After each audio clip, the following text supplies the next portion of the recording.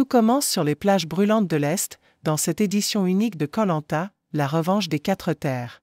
Gaëlle, une candidate tenace, persévérante, y voit enfin son rêve devenir réalité après 8 tentatives d'inscription. Je n'y croyais plus, mais je savais que je devais persister. Quand j'ai vu le mail de sélection, j'ai pleuré. Son aventure démarre au sein de la tribu verte. Très vite, une alchimie se crée avec Benoît, Céline, Louise et Noémie.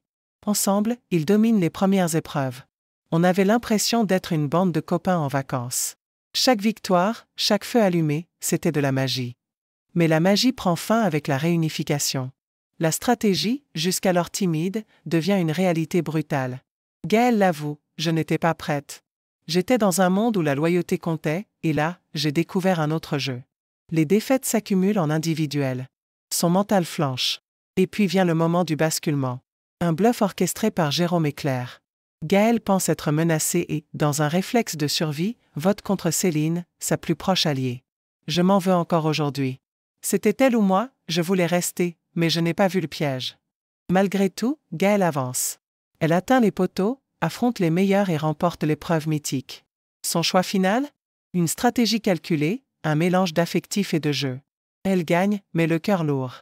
Le 24 juin 2025, elle décroche la victoire, les 100 000 €, et entre dans l'histoire de Koh-Lanta. À son retour, le choc est intense. Lumière, bruit, sollicitations.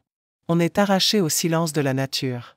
Je dormais avec mes filles dans un dortoir improvisé, je ne supportais plus d'être seule. Les séquelles psychologiques sont réelles. Pulsions alimentaires, troubles du sommeil. Dès que je voyais de la nourriture, je devais manger. J'ai mis 3 mois à retrouver mon niveau sportif. Sur les réseaux, elle reçoit des torrents d'amour, mais aussi de critiques. Heureusement, je réponds à ceux qui me respectent. Je veux utiliser ma voix pour parler de sororité, d'acceptation de soi.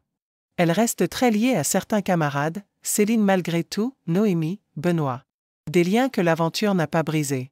Et pour l'avenir? Je veux continuer à inspirer mes filles. Elles ont porté des t-shirts avec ma tête pendant une semaine entière au collège. Je veux leur montrer que tout est possible. Gaëlle n'a pas seulement gagné un jeu. Elle a gagné en elle-même, malgré un choix qu'elle regrettera peut-être toujours. Mais c'est aussi ça, Koh-Lanta, des décisions impossibles, prises dans l'urgence, pour survivre. Et aujourd'hui, elle est là. Gagnante. Vivante. Et plus forte que jamais.